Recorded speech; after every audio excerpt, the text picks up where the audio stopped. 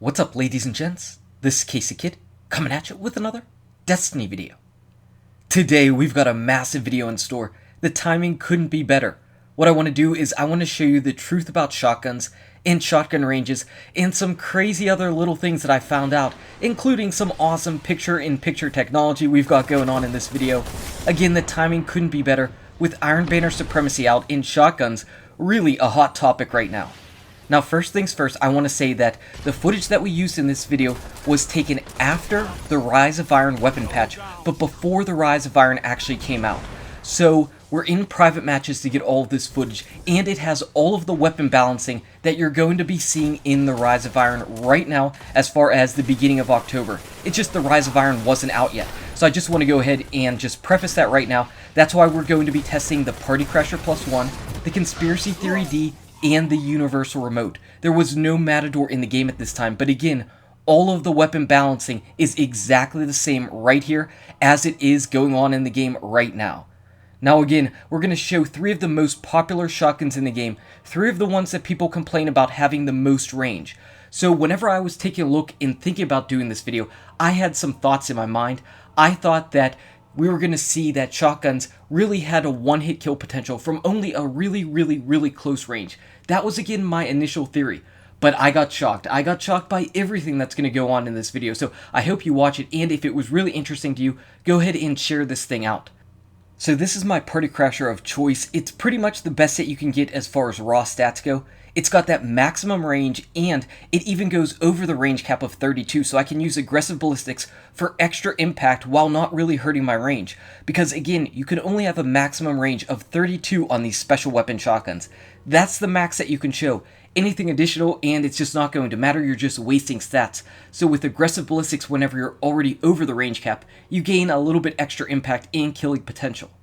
Now, the Conspiracy Theory D that we've got is our rangefinder one, but of course the range is just a little bit lower by 1 point. 1 point lower than the Party Crasher's max range. A Conspiracy Theory D can max out at 31 range, where the Party Crasher is 32. But again, we've got rangefinder on the Conspiracy Theory D, so that's going to change some things up. That's going to change some things up a little bit. And again, we're going to see which one's got the best range. We're looking for one-shot distance killing potential. That's the #1 thing that I wanted to look for. Now, first things first, we need to define an area where we could just measure and be consistent with. So we went to Bannerfall, and this seems like a really good spot. We've got these stone blocks, and they're going to help us mark and have an easily identifiable marker on the ground so that we can continually measure against that marker. And we'll just have somebody end up standing right against there. Our poor test dummy is going to be a lion. So it was always my contention that the one-hit killing range was from melee distance. So what I'm trying to do is find the maximum melee range for my character. And as I move up just a little bit, halfway up that middle block, that's where melee range is going to be. That's where it's going to trigger for my Warlock. Now, I always assumed that melee range was basically kissing distance, but you can see from our picture-in-picture technology that we've got a little bit of distance. We've got a pretty decent amount of distance for that Warlock melee. That's the actual third-person view of a Warlock melee hitting distance. That's pretty far. That's pretty far. From first-person view, it's far different. So we're now in melee range, and whenever I made my really controversial Universal Remote video early on after the April update, after I was using it, and everybody that was a Universal Remote defender, they were saying, you know, you're using it wrong. You've got to aim up towards the head in order to get those headshot bonuses. I can tell you this right now, for all shotguns, this is one of the things that I found out. Do not aim at the head. Don't aim at the head. If you aim at the head, you will never get one-shots from far killing ranges. Instead, you actually want to aim lower, down towards the belt area. Yes, that's one of the first things that I found out that really shocked me. Aiming lower is going to help you get further killing ranges, especially with the Universal Remote. If you aim at the head, forget it. You're not even going to come close to hitting the maximum range for this thing. So, #1 thing that we found out, #1 thing, do not aim for the head. Now, you can see right here, I'm trying to find that one-hit killing potential range, where it is, where it can be consistent from. And right around here, I believe this is around the area that we found that we could actually get somebody down. So it's about a block's difference from where the melee range was. About a block's difference back, and we were able to get a one-hit kill with the universal remote. So it's just a little bit further from that melee range. You can see that I'm shooting right on the ground. That's where I stood in order to go ahead and get my warlock melee to trigger. And back where I'm standing now is where you saw me just take down Lion with the universal remote. But how consistent are we back here with the universal remote?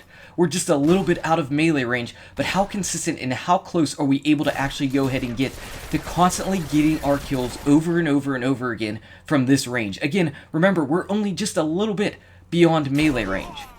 And you can see, even though I'm standing this close, just outside of melee range, it is still not a consistent one-hit kill. It's still not a consistent one-hit kill with the universal remote. And we're going to get into this a little bit later. We're going to get into the universal remote and some of the stuff that we found out about this in just a little bit. But I'm just trying to show right now that even though I'm standing in the exact same spot, we're just not getting consistent one-hit kills from here. We're just not. And there's a reason for that. And Mr. Fruit says it, Goth says it, Lab says it, people on forums say it, everybody says it, that sometimes shotgunning can feel really inconsistent. And there's a reason why, and we'll get to that in just a little bit. First things first, we want to move on over to the Party Crasher. Again, we're trying to test where the Party Crasher range can be to get one-hit killing potential.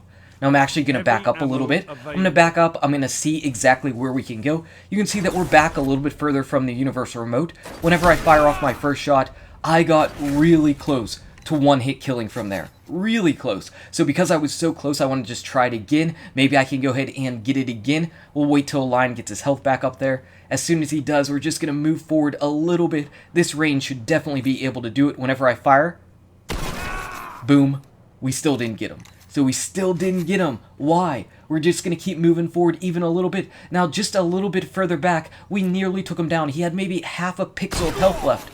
But through these distances, as we moved closer, he's getting more health. He's having more health.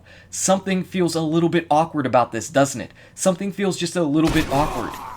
And still, more health. He has more health from whenever I moved forward than my first initial shot whenever I was really trying to test out the maximum range. Now moving up just even an inch or so further, whenever we pull the trigger, boom, we pull the trigger and he goes down. So we found this range, and is this the best range to go ahead and use for the Party Crasher? Again, it's a little bit further back from the universal remote, so the Party Crasher already has better range than the universal remote as far as its one-hit killing potential so far. Is it consistent though? Again, a sliver of health, so close. We're definitely teetering on the maximum range of this particular Party Crasher right now. And again, this is a Party Crasher with about the best range that you can get. It's so close. It's so close to getting him, but it's just not consistent from this range either. It's so close, but not consistent enough. And that's exactly what we ran into with the universal remote. Now, I should also say this right now, I probably should have said it earlier, but Lion, as far as his armor goes, he's rocking out pretty much an average set of armor that you would wear. He's not going and picking every single armor perk on the Titan, but he's making sure that he does have armor on. He doesn't have minimum armor, he doesn't have maximum, he just has armor. If you would just go around picking your armor perks, pretty much what a lot of people end up doing anyway, that's where he's sitting. Not minimum, not maximum, not just trying to get crazy, just having something that the average Guardian might rock out with. Finally, we're now going to test the Conspiracy Theory D. Now remember, the Conspiracy Theory D has a stat lower range. It has one stat point lower in range, but it has rangefinder on. So I'm trying to get around to the same type of areas just to see where it's going to be getting its one-hit killing potential from. So we're just a little bit further back from the Party Crasher +1 right now, and you can see we are so close. Again, we are so close to that maximum range one-hit killing potential. Right now, I'm getting to where I got the person down with the Party Crasher +1.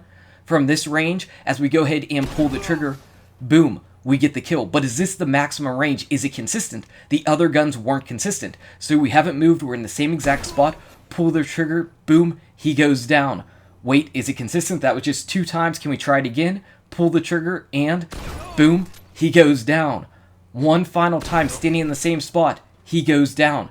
So, the Conspiracy Theory D was significantly more consistent from the maximum range. This one probably could have killed from even a little bit further, but from the range where the Party Crasher +1 could get a one-hit kill, Conspiracy Theory D was very, very consistent. Now here I am trying out with the universal remote again. I'm like, wait a second, something is just not right with the universal remote. Why is this thing just not getting the one-hit kills? Why isn't it consistent where it's getting its kills from? And what I'm doing is, I'm actually moving up into the melee range. I'm into melee range. And in actual melee range, with the Party Crasher +1, I'm consistent. You can see right here, this is my melee range block. With the Party Crasher +1, I'm consistent. I can hit a one-shot kill from melee range with Party Crasher +1 every time. With the universal remote, not so much. Not so much even from melee range. So even though I did hit a one-hit kill from back beyond melee range with the universal remote, even whenever I'm standing in melee range, it's still not guaranteed, which is just craziness. It's just craziness. But there's a reason why. And what ended up happening was we took to our trusty ballistics against the wall. So we fired off our universal remote against the wall just to take a look at the spread of the universal remote. And now swapping over to the Party Crasher +1, whenever I go ahead and pull the trigger, there's definitely a difference. So what I noticed was the universal remote spread is horizontal. It spreads out horizontally, while the Party Crasher +1 spreads up more vertically. They both have some horizontal spread, but you can see the universal remote, you have a much higher chance of having your pellets go off horizontally and not even get close to the target than you do with the Party Crasher +1. And definitely than the Conspiracy Theory D. Again, a much more vertical spread compared to the universal remote. That's why the universal remote can't get the one-hit killing potential from a distance that these other shotguns do. It spreads out too far. Its spread is too far apart, whereas the Conspiracy Theory D and Party Crasher +1 are much more vertical. It's more like they have counterbalance on their pellets compared to the universal remote, which is just more spread out. There's your secret. There's another secret. That's something that nobody's really ever talked about or seen before. We now visually can see the difference between these spreads in shotguns. So what does all of this tell us? Well, there's just so much stuff that's going on with this stuff. First off, my myth about where I thought that you had to be in order to get one-hit killing potential as far as being in right up close and kissing was definitely debunked by that third-party camera. Seeing how far away that is, it also shows you how far away melee range actually is for the Warlock, and the Blink Strike and all those other type of good things, aside from the Titan, of course. But so that we see whenever we're comparing these guns that the universal remote actually doesn't have the crazy range that people think it actually does as far as one-hit killing potential. It simply doesn't, and that's because of its actual pellet spread. Something else that you want to look for is whenever you're getting your shotguns, you want to definitely max out that range stat, that impact if you can.